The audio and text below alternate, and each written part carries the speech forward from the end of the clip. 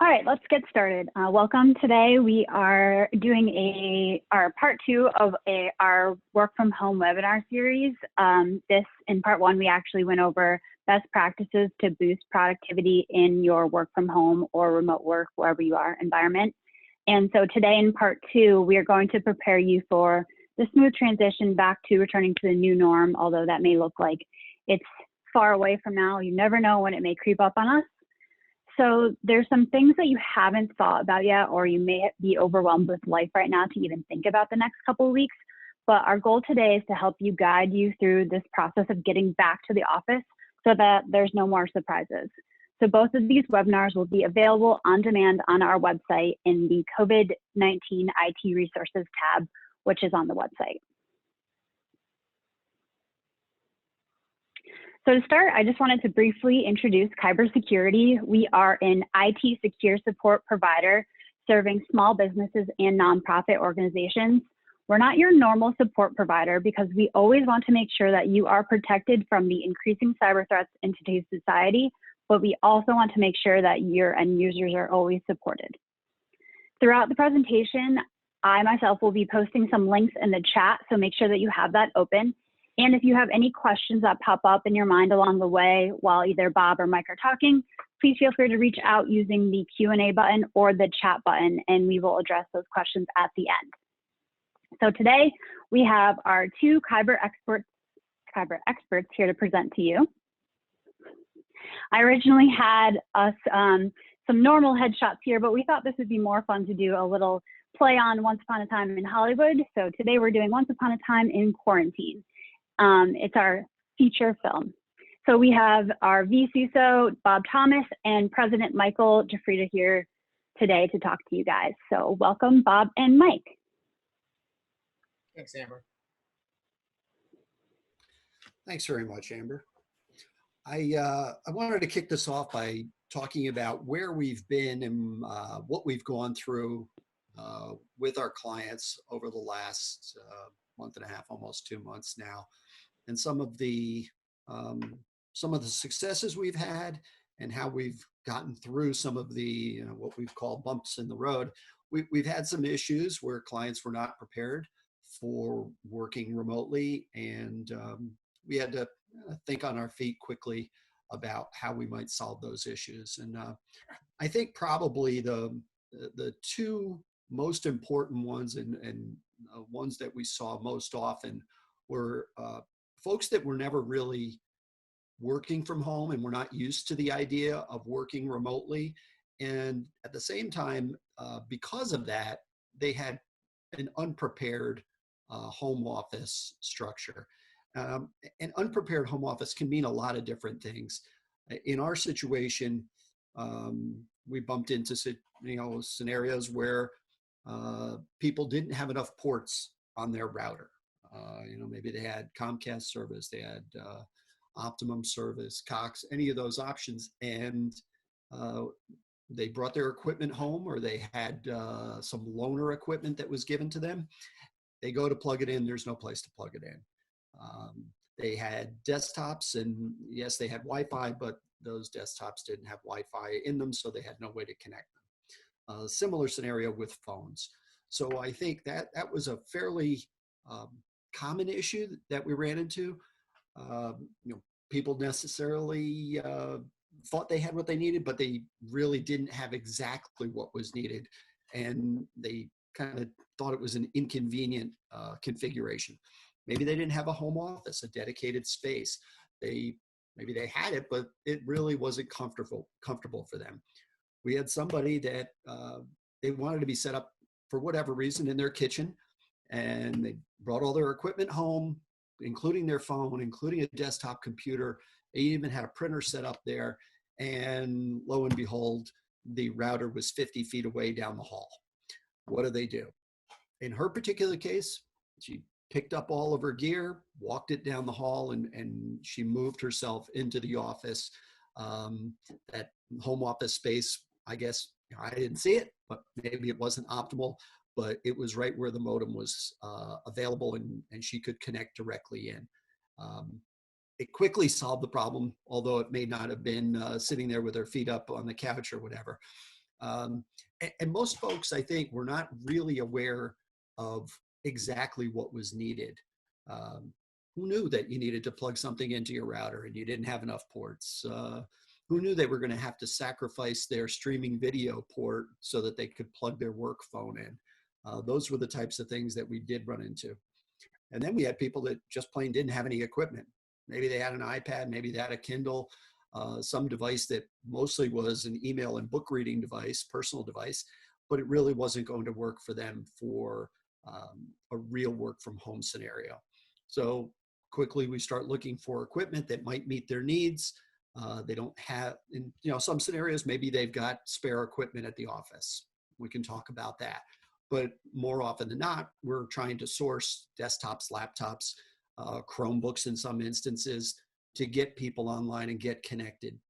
Those particular folks had to make quick decisions, not because they had people just sitting around, which was part of the problem, but I think just as important as that, we were running into issues constantly with equipment shortages at our warehouses. The distribution centers we pull from, and there's probably 50 of them nationwide. You'd look in the morning, there'd be 286 of some item. By noon, it was all gone. And somebody hadn't even made a decision to buy something. Or we're reaching out and saying, look, we need an answer in the next 5 minutes because the equipment is dwindling if you want to get it today. So the reason I'm telling you about this is we're trying, we're putting this webinar together today specifically so it's not a fire drill, hair not on fire, and that people can be prepared and it can be done smoothly. This is and has been new territory for just about everybody. As crazy as this sounds, I did talk to a client the other day, a fairly large client. He had written a business continuity plan specifically around a pandemic. He wrote it last year, and this was his test of it. And I had a long conversation with him, and he said it went nearly flawlessly. They had remote access for everyone that needed it in place, and he was able to roll it out quickly. So we're going to come back around to that as the webinar goes on. But some of the issues that we resolved, I mentioned one. We actually had a client that said, I've got 2 ports on my router. What do I do?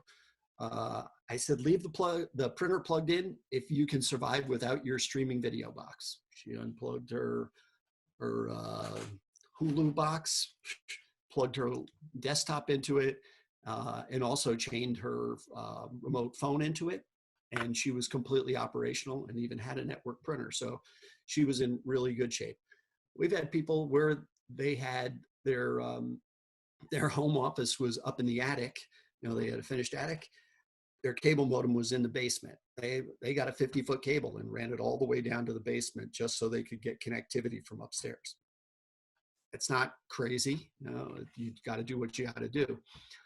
So I think what we want to talk about is where do we go from here? How do we proceed into the future? How do we make this better and make it easier? Because I think we all know that this may not be the last time this happens. In fact, it may happen sooner than we expect. Click. So how do we take all of this information? I think we have to reflect on exactly what's happened, what's going right, what's going wrong, and how do we grow from it? How should we evolve our systems? And I think that's really what we want to talk about is this new norm that we're talking about involve more people working remotely? Is there a complete change in how your workforce gets their job done? Do they work remotely all of the time, most of the time? If there's a surge, which some people think there's going to be after folks return to work, maybe we return in a June timeframe. If a surge happens, it could come back around in the late August, fall timeframe. At a moment's notice, everybody could be working remotely again. I think those are the things that we want to be prepared for, so that if we need to make a quick move, a quick change, yes, here we go. We're prepared and execute and move everybody to remote working, and it's not the craziness and the fire drill that we all had.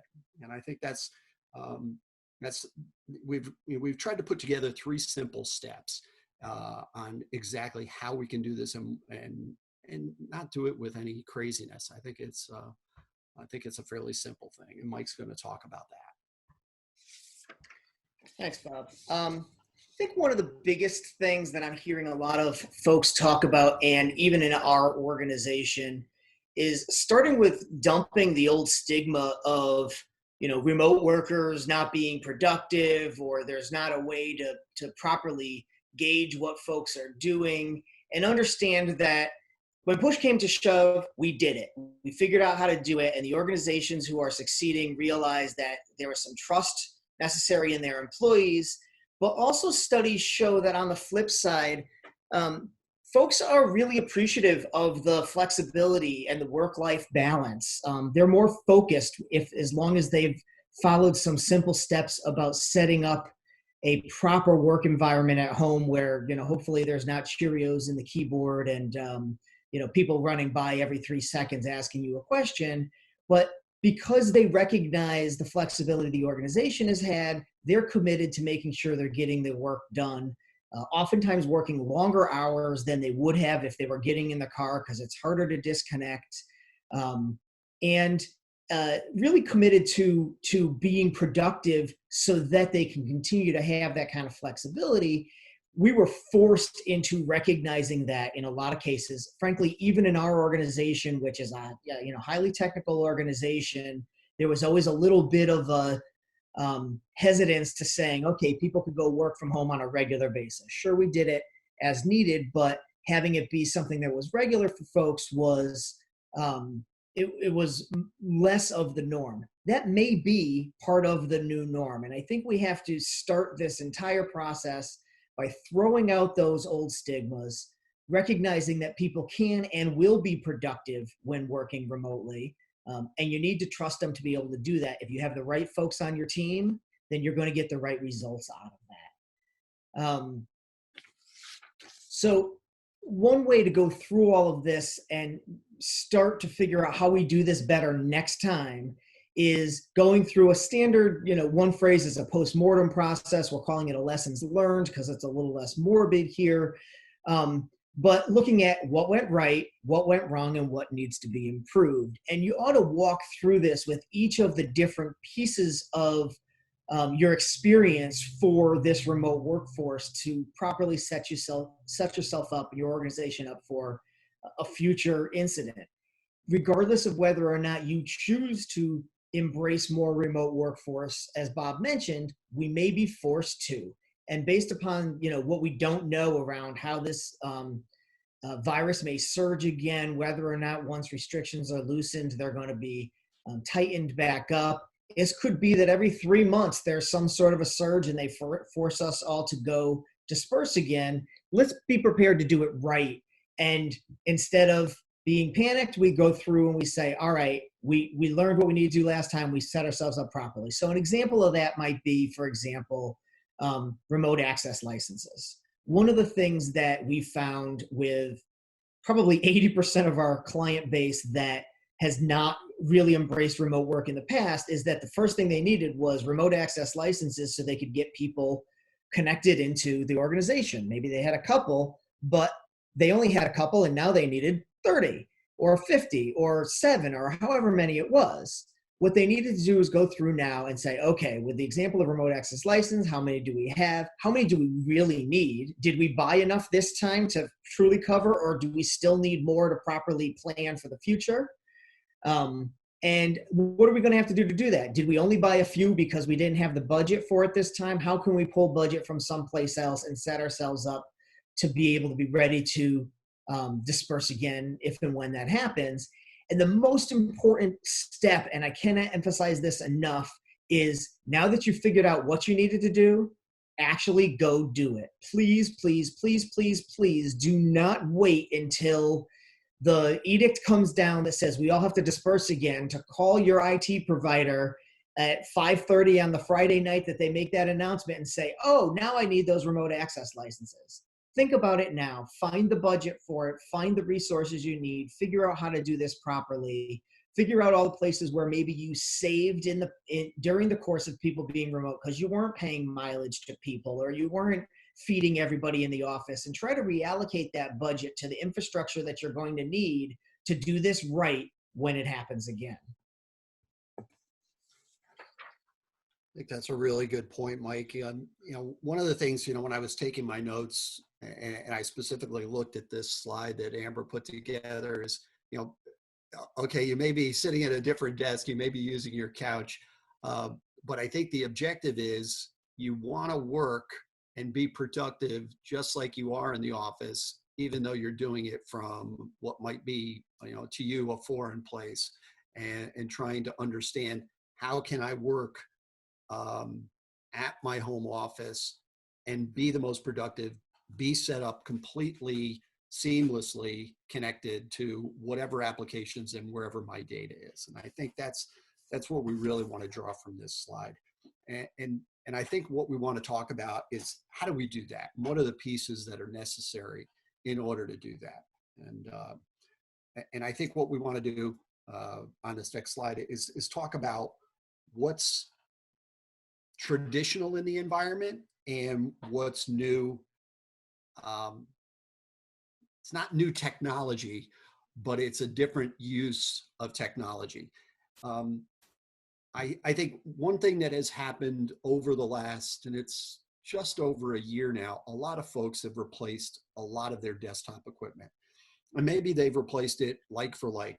They had a desktop, they took new technology, but it's still a desktop. It's running Windows 10 instead of running Windows 7 because Windows 7 has gone, by the wayside, end of life.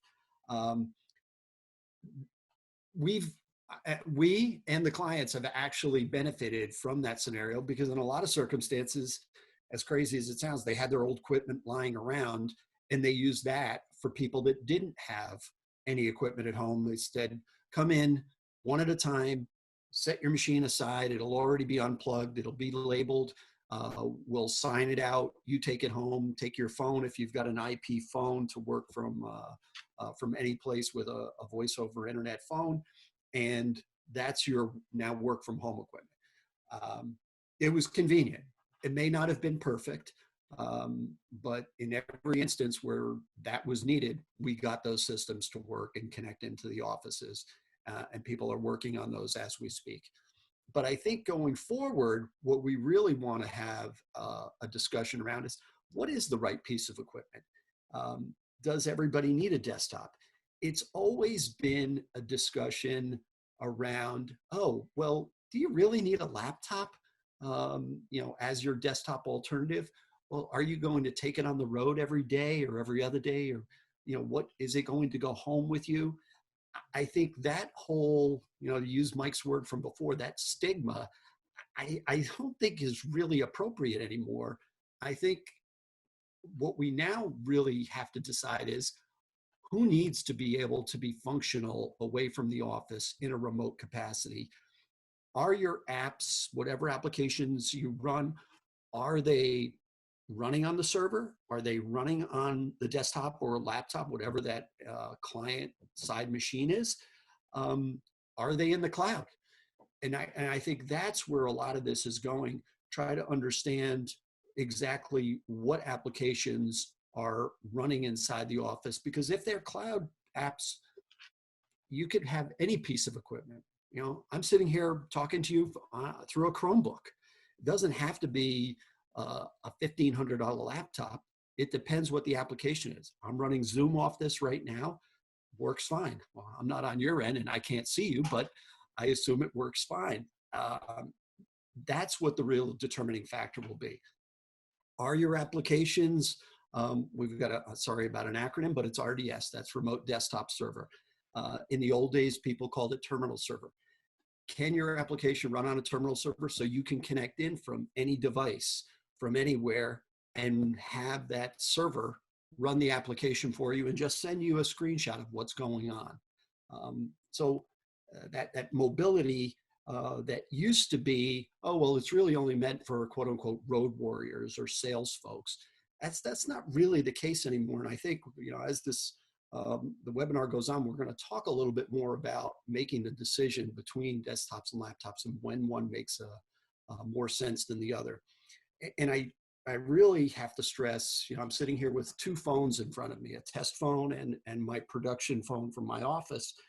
You have to think about communications.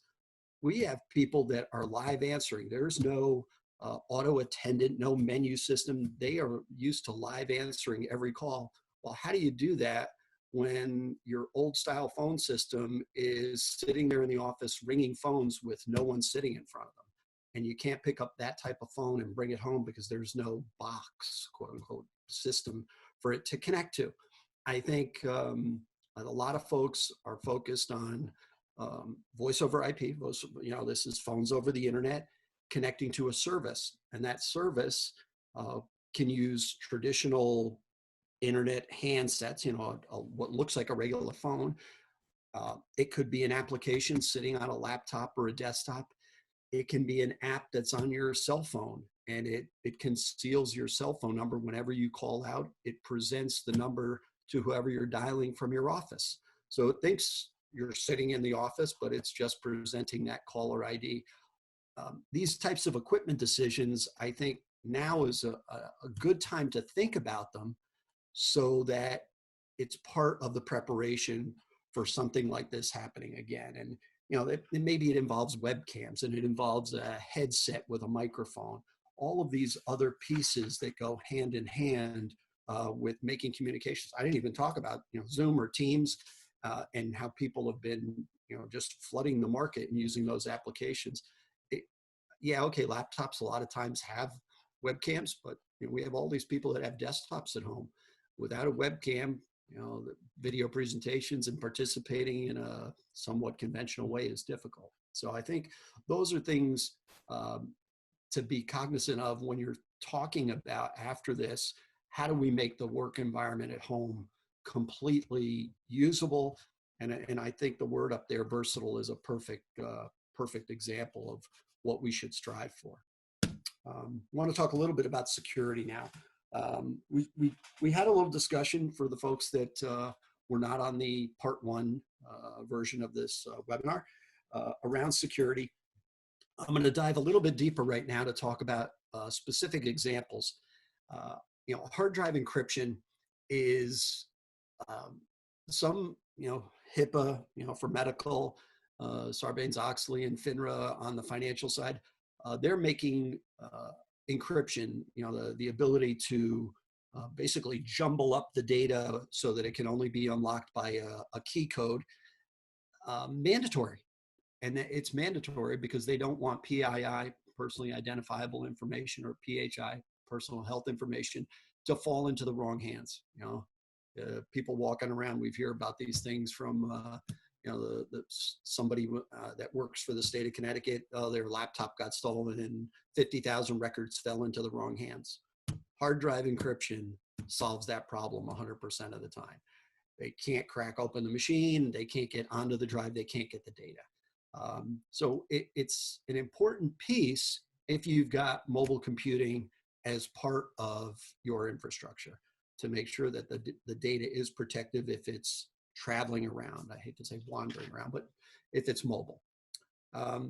As people are working outside of the office, dispersed as they are today, I think it's more important than it's ever been to talk about training the folks on some of the ills that are out there in the world today. We've seen a lot of people complaining about getting emails that are surrounding COVID-19. Specifically, these are targeted spear phishing emails trying to get people to click through them, where they would take over control of their machines, maybe harvest their passwords, watch them as they keystroke on the machine, and get data from them. We want to make sure that no matter where the employees are, whether they're in the office, they're working at home offices, on the road, that they're aware of the types of attacks that are going on out there today. It seems to have gotten worse instead of better, even as training has become fairly commonplace. people just taking advantage of this. Data protection. The reason this is on here, it can be the same exact situation as the prior two line items that we just talked about. People are now potentially carrying around data on their machines. Well, they're carrying it around and they don't have some sort of software backing it up or synchronizing that data between wherever they are, that mobile device, and their servers, wherever that data is being stored normally. I think that's an exposure. There's multiple ways to solve each and every problem, and certainly this one, there can be software on that laptop, on that portable device, that protects it and backs up the data as it changes and stores it in the cloud. Perfectly suitable. There can be a process and, let's say, a policy that says if you're working on data offline before you shut down or finish your day, any of that data has got to be, you pick up your VPN, your virtual private network connection up to your office, and you transmit the data and save it up to the file server where you quote unquote normally save that stuff.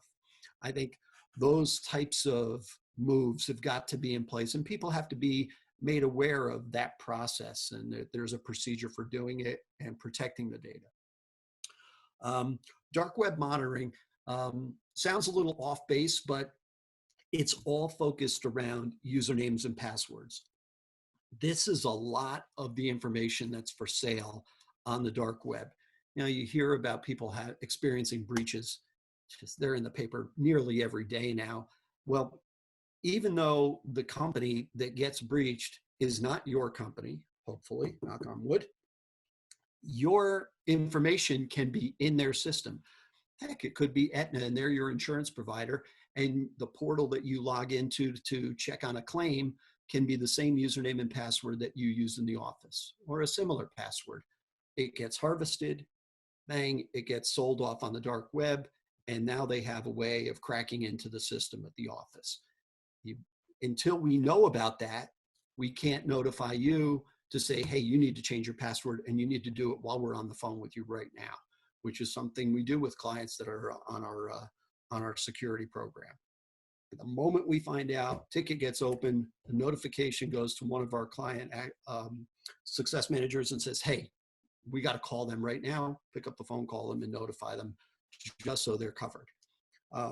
And if you think about it, our normal security assessment is probably laser focused really on offices, traditional offices. Now we've got to open that up further, because we've got people working day in and day out, normal work days from, we've got clients working at 50 different sites because we've got a 50 user population company that every single person, maybe except for one, is working remotely. We've got to interrogate their networks. We've got to make sure if they have needs to connect in remotely, yes, they've got VPN and it's linking them in securely to their network. Do they have antivirus? Are they doing regular scans of their machines? Is the antivirus current? Is it up to date? Do they have two-factor authentication where it's prompting them for another piece of information in order to get logged into their email, so we know that the right person is logging into their email and it hasn't been compromised? These are all things that make up a good way of testing your environment and making sure it's secure, and regardless of whether you're working local to an office all in one place or you're dispersed and you're working out of 10 or 12 different locations. And I think Mike's going to talk a little bit more about how to prepare for this.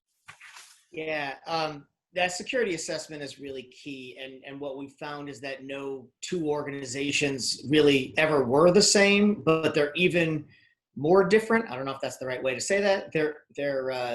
The disparities between organizations now, because of this dispersed workforce, has just grown exponentially. And that's why part of the packages that we put together for our clients, all of them include a security assessment, which we've now modified to include some evaluation of these remote office locations. And I believe there's even a checklist that Amber can throw up a link to that that addresses some of those types of things that we would address in the security assessment. But we'll talk a little bit later about a package we put together to try to deliver some of these basic services for organizations who are now just trying to figure out where do we go from here and how do we do it securely.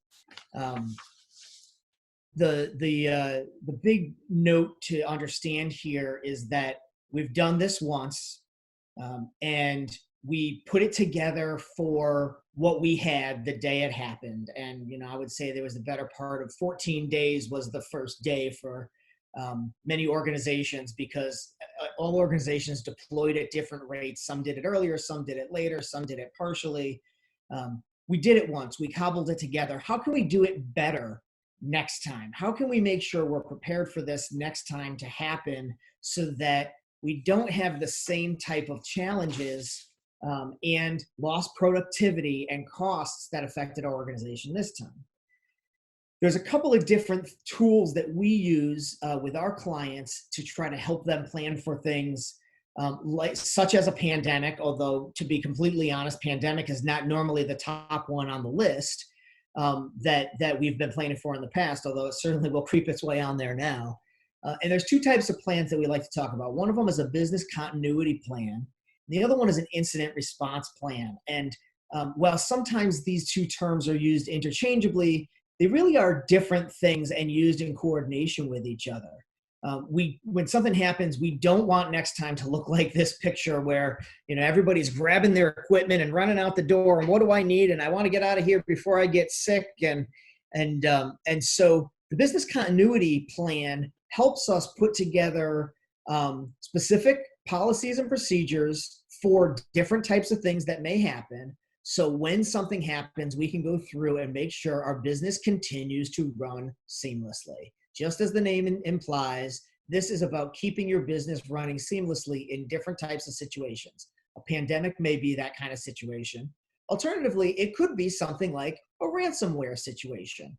And your business continuity plan still comes into place when something like a security breach, like a ransomware attack happens. However, at that point, we also then kick into the incident response plan, because at this point, in addition to keeping the business running, there are other considerations that need to be taken into account. You need to think about things like who's involved in cleaning up from the mess, and who do we have to notify, and how do we know whether or not we've gotten rid of all the malicious code, or we've gotten back all the data. And all of those details are the kinds of things Bob's going to talk about that are an incident response plan or an IR plan, as opposed to the more widespread business continuity plan, which could cover things such as a pandemic or an earthquake or a tornado or other types of things that might happen. So Bob, why don't you spend a little time talking about the difference between those two and some of the details that are really in there? Yeah. So, you know, I have to confess that the normal thing that people think about is probably, you know, that maybe they don't call it a business continuity plan, maybe they call it disaster recovery plan. You know, those terms, I think, are truly used interchangeably. But, you know, we've given you a punch list here of some things to think about, things that have to be in place. But I think at the start of looking at a plan to be able to recover from some sort of issue, and, you know, we've got pandemic on the list, of course, now. I think you have to really look at your business and say, what are the most important systems? What are the applications that drive my life and this business? And I think you have to prioritize those. You know, we call them core services. How do we make sure that those stay up and running if they go down? You know, a simple thing can be a server. I hate to say simple, but server failure. Okay, well, server failure happens. What do I do? You know, we had somebody had a server fill up. You know, they've been uploading data because they were trying to get their production line to get ahead of things. You know, they're putting drawings up there at an alarming rate. They filled up the server. Holy cow, what do we do? Until we can get more storage in it, which is a little challenging right now, obviously, even though we're doing emergency on-site calls, we brought them up on their backup appliance. and said, okay, we'll get you up and running. We've got capacity there, and we can run there, and we can run there for a while. And to be honest, we've been running there for weeks now. I think it's probably just coming up on 2 weeks. Was that a plan? Well, it's always part of our plan because of the type of backup system we put in place so that we know we can fall back on it and we know we can do that. Part of that process of prioritizing is, I think you have to understand not just which systems are critical, but how long can you live without them being online? You know, we talk about it in RTO, recovery time objective terms. How long, what amount of time can I live without that before it really starts to cause me pain and anguish? I think that will start to determine the priority for, if I have 5 systems down, which one do I need up first? And maybe it's email. You know, people live and die by email nowadays, so it wouldn't be crazy for somebody to say, I need that, and then I need my production ERP system. You have to understand what the threats are. You know, I give you an example of a server issue. Well, in this particular case, we've got a pandemic. Okay, well, the systems aren't necessarily down, but how do we get to them? How do we communicate to the staff? You know, okay, you're going to work remotely. I'm going to come in the office and everybody else is going to work remotely, and we're going to see how that goes. We've had people do that. We've had people, you know, rotate. You know, how do we plan for that? How do we have that? You know, you've got to have everybody's contact information, not just, oh yeah, this is where I know they live. Well, that they don't have a home phone anymore, and you somehow don't have their cell phone number. It's going to be difficult to contact them because maybe they don't have email now because their machine's out. So a real strategy for communicating with your staff is critical. And I say staff, you know, from our world, yeah, we communicate with our staff. We have morning huddle meetings every single day. But what about suppliers? What about customers? How do you communicate with them? How do you seamlessly communicate with them? And I think that's a critical component. And we're talking to our suppliers more than ever, specifically around that issue that I brought up before. Inventory is coming and going very quickly. Warehouses are running out of stuff every single day. We're having to substitute parts in certain places. So it's important to keep the line of communication open. How do you protect the health of your staff? How do you plan for testing? You know, and I think testing, you know, our backup system that we use everywhere, it tests itself. But until you actually do a real live test of that backup, yes, gave me a green light at the end of the day, and it said, yes, I got a successful backup. Until you try to restore, how do you know? So test restores are a very important part of it, but it's not just the backup, it's the entire plan. How do I communicate? What is this going to impact? Do we have equipment remotely? Are people going to need loaner equipment that they're going to have to sign out and check out? How are we going to deal with phones? Who's going to answer the phones? Who's going to answer the phones until everybody is set up remotely? Is there a plan for that? Are we rolling to cell phones for people that aren't answering live anymore? And all of these things come with a potential cost, and there's even reporting requirements around this. I mentioned HIPAA before on the healthcare side. There are requirements for having not only a business continuity DR plan, it has to be written, it has to be reviewed annually, and it needs to be tabletop exercised. It needs to be put into place and say, hey, if this happens, what do we do? Do we have all the pieces? All of these things have got to be part of your plan and really be executed on. And I think this, you know, kind of summarizes business continuity. Now let's talk a little bit about incident response and how that differs. Hey, Bob, before you move on to incident response, just something I want to throw in there on business continuity. It's great that you have all that information and that you put it all together and that you did it once. The second part is making sure you keep it up to date, because as people change, you want to make sure that you're updating those contact lists, or you're using a different supplier or vendor and you update the plan.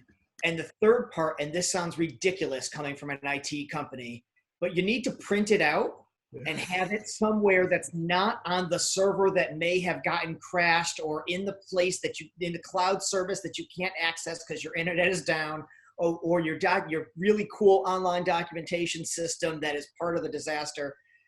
So as silly as it may sound, you'll want to print one out, and you want to have it in a couple locations that are easily accessible, one in the office and one outside of the office, because again, if that disaster affects your ability to get into the physical office, there probably ought to be a copy at the business owner's location, or the executive director's location, or someplace outside of the office as well. You're going to put some time into getting this information together. It'd be great if you actually have it available to you when you're running around with your hair on fire, which is what happens a lot of times when disaster hits. So, Mike, I couldn't agree more, and I'm actually going to add 2 items to that.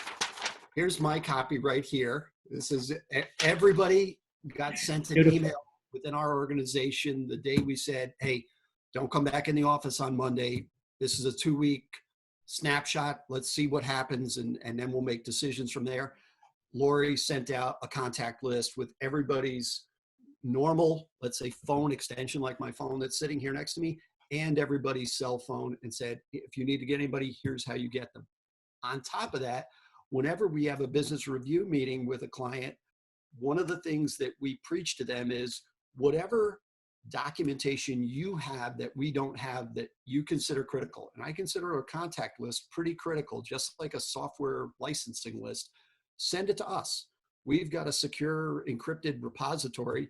We can store it for you. There, we've given you another way outside of your 4 walls to be able to get to it. If you can't get to it, that's fine. We can get to it. We can get it to you in a number. I can take a picture of it and I can text it to you. You know, whatever's necessary can be done at that point, as long as somebody can get their hands on it. So I think those are really good points about, you know, trying to make it easy when it's likely it's not an easy situation. It's certainly difficult. Let's talk for a couple minutes about incident response. So incident response is usually centered around an abnormal event has taken place that disrupts your operations. You know, Mike used the perfect example before, ransomware. And we've all heard nightmarish stories about people getting hit with ransomware. I can tell you one. I had a conversation with a client yesterday. They got hit back in, I think it was February, and encrypted all 8 of their servers. You know, it's a client that we just do project work for, so I don't know what he has protecting his systems, but he got hit and he had to rebuild all 8 systems and recover them from his backup. Well, he did that, and he only turned 6 of the systems back on because 2 of those servers he didn't need anymore. Well, the accounting manager comes to him and says, hey, I need some information off that legacy accounting system that we used to use because I'm doing the tax return. I need to see last year's information. Turns up the server, it's still infected, infects the network again. That was one, and I hate to use the same guy over and over again, the same exact thing. He cleans the entire environment. Last week, he goes into the office, it's shut down. 5 machines are still running in the location. They reinfect the network again because those 5 were never powered down and never cleaned. So I think it's very important, you know, this cleanup exercise that we talked about before has got to be checklist simple. It's got to be organized. You've got to be, you know, you've got to identify exactly what happened.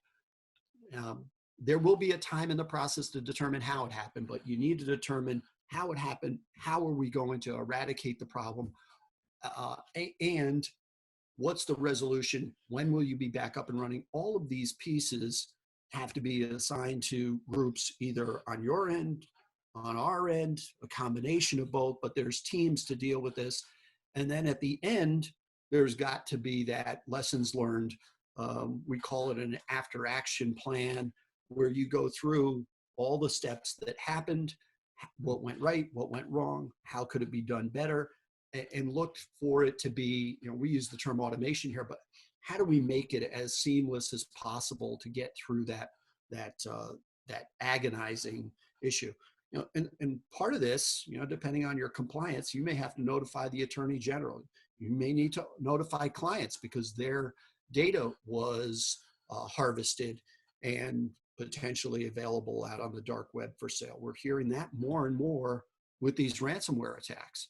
So those are, you got to think about what the bad guys are going to do if they get in, and what are they going to do to your organization, and what are they going to do with the data, potentially selling it, even if you pay the ransom, which we hope you don't have to because you've got good backups. But we've heard that as well, where you pay the ransom, you get your data back. Oh boy, that was painful, but we got our data back. Oh, look at that, it's for sale on the dark web, because those people are ruthless, and that's what they're all about. So I think those are things to think about when you're trying to develop a real incident response plan. There's a sequence, and I think that's what's most important. And as one of the punchlines up here, we've got an incident response plan cheat sheet, punch list that Amber's going to make available. And I think Mike, I think you're going to take it from here. Yeah. So what's next? I actually Amber found this this graphic, and I can't agree more with the phrase. Sometimes the bad things that happen in our lives put us directly on the path to the best things that will ever happen to us. And I summarize that every day with our teams internally and say, okay, how can we turn these lemons into lemonade? What can we do to improve ourselves based upon this bad situation we had to go through? So let's talk through some opportunities that we have immediately here. After quarantine discussion, we're having ours internally with our team. What do we do not only to go back into the office properly, but how do we prepare for when this happens again? What lessons did we learn? How can we be better about it for the next time? And how can we be more productive than we were this time? But even maybe how can we improve the processes that we have to better our environment because of this? So for example, we used and gave out to many of our team a checkout form for people to use for office equipment that had to come and go if they had to set up their home office. Well, maybe you can improve that form now and have multiple in and out dates on the bottom as an example. If people are going to have to come and go with that equipment, but you want to continue to check it without creating a new form every time. Maybe you can have a better system for time tracking that you evolved in a happenstance way during the course of this pandemic, but you can improve, you can memorialize that and improve it for future use so that you have better understanding of where people's time go. Maybe we can better use virtual meetings, make sure people are set up with their cameras and able to be face-to-face even when they're not. Can we take things like more sales meetings and do them virtually as opposed to having to be on the road for all of that? And does that save us some time and money? Are there things we can use this for with our business review process in our particular case where we could do more virtual meetings and save the road time and make it more convenient for our clients who maybe, don't have time for the whole pomp and circumstance of having folks in the office, but they want the value of the discussion? How can you take what we've learned and make your organization even better, regardless of the fact that we learned them for, a kind of an awful circumstance? Establish these teams for the incident response plan and the business continuity plan. Urge you to do this. Use the checklist that Amber's making available to you. Engage with somebody who can help you do this. We do this with people. Your current IT providers may do that as well. But take the opportunity to, at some level, prepare yourself in a formalized way for these types of things so that you're not stuck looking for those details. It doesn't have to be 800 pages in a binder, but get the basics together, and anything you have prepared is better than having nothing prepared. Take the opportunity during all this to cross-train your employees so that the next time it happens, they know what's expected of them. What's the right expectation of somebody working from home? What's the right expectation about work-life balance? What are the things you can memorialize from all of this that were the best of what happened and improvements on the things that didn't happen well? And set that expectation up front for folks so you don't have those first couple of weeks again of people wondering what's expected of them. And, do I have to check in as soon as I get up, or what happens if my kid needs help on his schooling in the middle of the day? How do we handle that? Train the team to be able to be respectful of each other in the right ways that works for your organization. Something that we're specifically looking at, and I've talked to several organizations, existing clients as well as new prospects, who are looking at office space considerations. I think this pandemic is going to have a massive impact on commercial real estate. And people are looking differently at what they need for an office space. Aside from the fact that when we go back, we don't know if we're going to have to go back in phases, or we're going to have to alternate staff, or we're going to have to create different zones in our office and only have so many people per zone. One of the other questions is, how much do we need to be back in the office? Does remote working become the norm and the office become the exception? And because of those kinds of things, can you look at your office space at your next renewal and say, hey, maybe we need a different kind of space. Maybe we don't need the traditional type of office space with the cube farm and all that. Maybe what we need is shared workspaces and collaborative areas and special days where we have all employee office days, but people can come and go and come in when they need to collaborate. And, we have some spaces where people can be a team, but it's not where they have to crank out their work 8 or 9 hours a day. And maybe there's a savings there from a rent standpoint or an overhead standpoint. Lots of opportunities to look at. They're going to be different for every organization. And only you can have all of the answers for that. However, we do want to help. One of the things that we've offered several times, continue to offer, is a consultation with me. Amber has put a link out for my calendar. You can put some time right on my calendar to have a conversation and see if there's some suggestions we can help with your specific questions that you have or things that are going on. Additionally, we put together a package earlier of our security server package. It includes, as you see, I actually back here. The package includes our web monitoring, to detail of what that does. It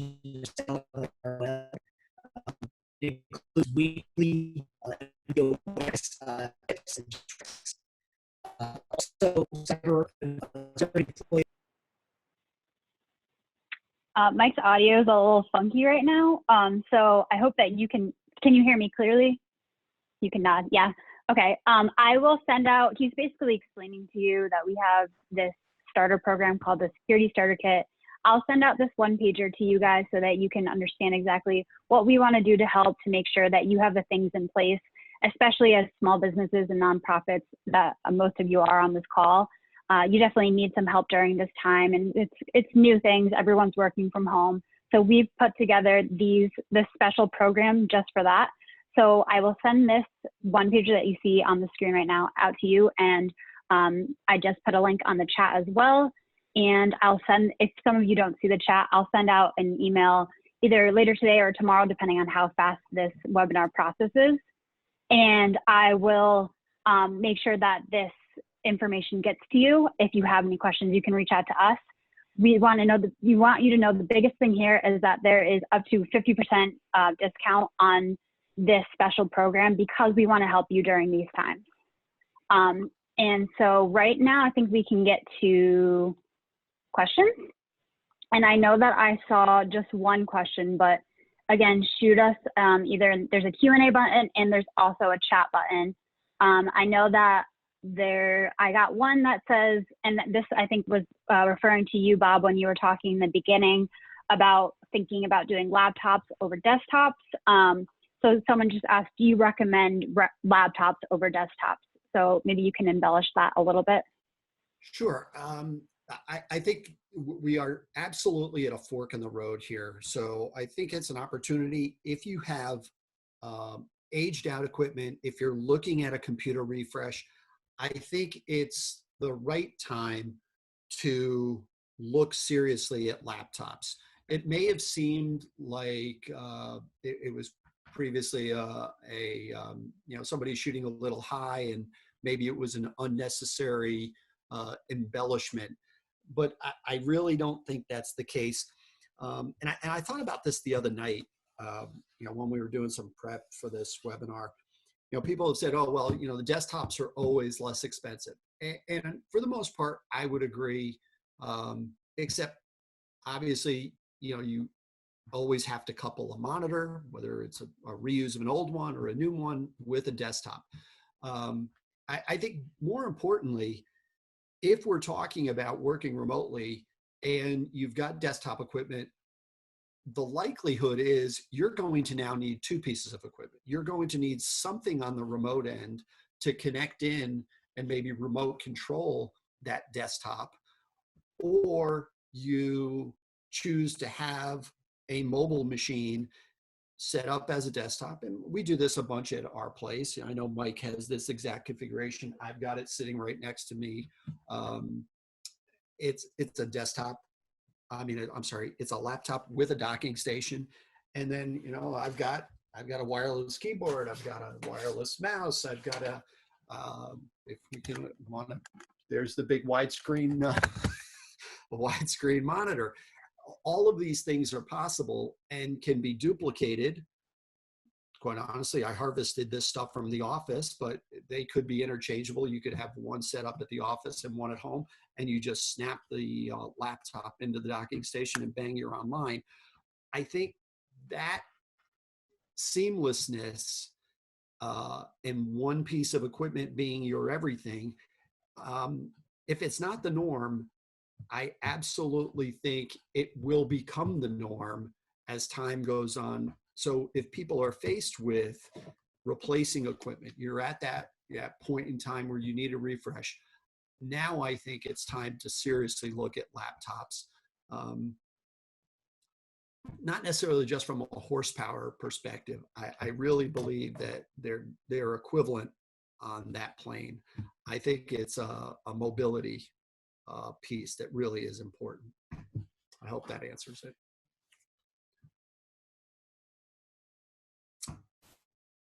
Got anything else, Amber? I'm sorry, I was muted. Yes, we did get another question. We have a couple more, but this one I want to address first. The question was, we are not current customers, but looking for a new IT contract. Do you do regular IT support in addition to security support, or do we need to keep our current IT contractor if we signed up with you? So I think this is basically addressing, are we a support provider or a security provider or both? So Mike, I think you'd be best for that, but let's see if your audio is a little bit better. Yeah, so can you guys hear me this time? All right. Yeah, sounds good. Beauty of the internet. Yes, absolutely. We still provide a full gamut of IT support services that include everything from patching your systems to fixing Sally's printer when she can't print, to setting up new users, as well as all of the security focused type services that we've been talking about, and we add on top of the sort of standard managed service support package. So for the person who posted that question, I would be happy to spend some time talking through with you what you have going on and see if there's a fit and if there's some way that we can help. You can get your contact information to Amber, and we'll make sure we get a time set up to get that conversation going. Awesome. And then one more question is, who would be the primary? Oh, am I muted? I'm sorry. Nope, I'm not. Okay. Who would be the primary person in my company to talk to about making updates? I think this is referring to any equipment updates or security updates. I'm not really sure. Mike, Bob, which one? Bob, you want to hit that one? So I'm not so sure I understand the question. Somebody within the client's organization as the point person, is that the question? Yeah, I think the question is more so gearing around how to start the conversation in their own company, talking about what needs to be done from here forth before they go out and talk to an IT provider. So I think one of the things that's important, and I know we do this as kind of a matter of course, kind of ingest and inventory of what a client or prospect has at the beginning of a relationship. I think knowing, if you can, knowing what you have in place today, and the issues at hand give us a very good starting point. And you know, it's hard to say in each organization who that person is. Could be the owner that knows it, somebody from, you know, could be accounting controller. Sometimes it falls on them. It's difficult depending on the organization to say who's responsible. But I think the information that helps us understand the business, and not just what the business does, but how it does it, and you know, what application runs your life. That's a critical one. Is all your stuff inside your four walls? Do you use the cloud and hosted applications out on the internet extensively? You know, those types of things, coupled with, you know, we call it an asset listing. You know, those are good things to have top of mind in order to start a conversation around, hey, and we get a lot of calls. We just had a server failure and we found out that our backup wasn't backing up. What do we do? How can you help? Can you help? What's next? What would you have in place instead? Those types of conversations get started from you know, I hate to say it, a potential pain point. Not sure that answers the question. I think it does in a way, but from what I got from it is I think they're just looking for not a title, but like a type of person in their company. So for example, in our company, if I wanted to make a change in marketing world, I would go to Mike because he's the president. And I think it depends. Obviously, I'm not the expert in this, but I think it depends on your organization and the person who is doing that type of work in your company. I don't know if you want to. I'll give you an example, and mostly because, you know, I interface with a lot of medical practices. The practice administrator seems to be the person that touches nearly everything within a medical provider organization. So that individual touches accounting. They have a lot of needs around data. They probably, in a lot of circumstances, are the HR person, so they oversee the staff, so they know what the staff is responsible for. Sometimes they're the quote-unquote purchasing agent that gets quotes, that looks at equipment, that tries to understand when his stuff aged out and needs to be replaced. And they're, at the end of the day, they're the one responsible to the partners and the medical providers to say, hey, here's next year's budget. This is why I set it. And here's what works and here's what doesn't today. And this is why we need to budget for this.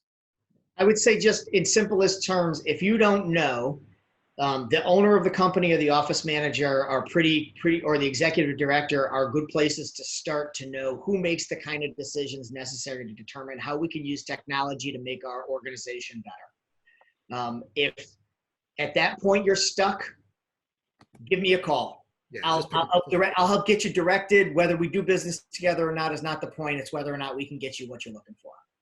Yeah, I think that is awesome. And I think we're out of time. So for those of you that have joined later in the call, I just wanted to reiterate that this is being recorded. So I will send out a recording so you can watch it on demand. If you missed some parts, you can fast forward, whatnot.